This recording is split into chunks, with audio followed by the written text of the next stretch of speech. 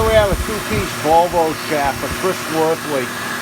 This is kind of a follow-up from previously another Volvo project of his and several other Volvo projects of this same configuration. And I'm not a Volvo expert, so I don't know the models, but this configuration of drive shaft, two-piece reverse slip, small flange at the front and rear, small diameter tubing. This general configuration was used in a lot of Volvos. I mean, these are the configuration of the drive shafts that I see mostly. And the common theme is they're chasing a vibration in these cars, and naturally the drive shaft is one of the things you always look at in that situation, you know, and that's valid. The other common thread is that these things, I get them tuned up, I mean, and the problem continues with the car, and I've been suspecting that there's something else going on, and Chris has adjusted on his other car, and he said he made it quite a bit better. And so, you know, I've done my due diligence on this one, so, you know, I've eliminated all the variables that, you know, like the exterior condition. This one I sandblasted. It was a laying around as, you know, just presented to me. Obviously, it had been laying around for some period of time. Was scuzzy, rusty outside. The joints were clapped. The bearings on these things are unusual, to say the least. The new ones are coarse and rough.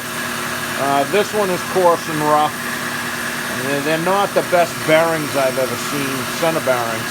If this is on an F-150, I'd throw it away and put on a slice of bearing.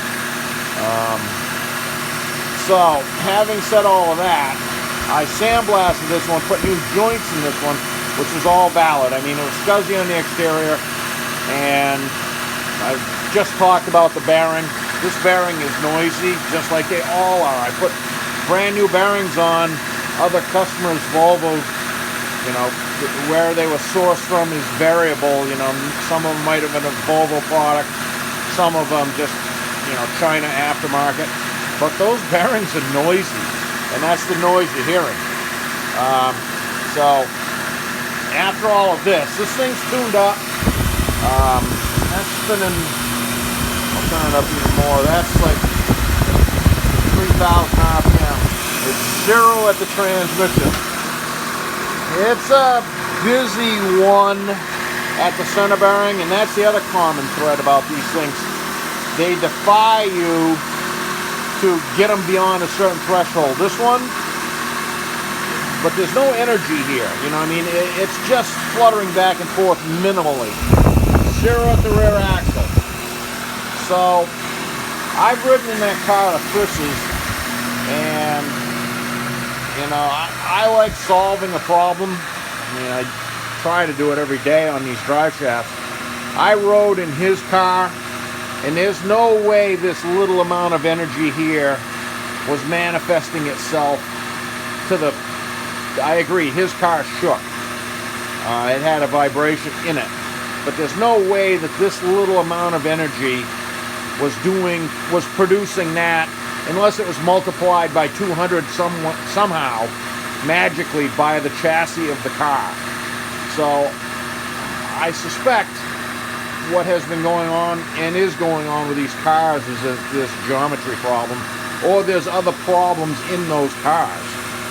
One of the owners said to me, a few of them have said to me, oh yeah, all these Volvos shake. And I tend to agree with them now, you know, I mean, in any other chassis, if this was a Ford pickup or a Chevy pickup, or any of them, you wouldn't even notice this little amount. So, we're going to send this back to Chris, and I think he's got the problem under control with rear suspension adjustment, and maybe he thought he had something else going on in the axle. So anyways, we're going to wrap this up and move on.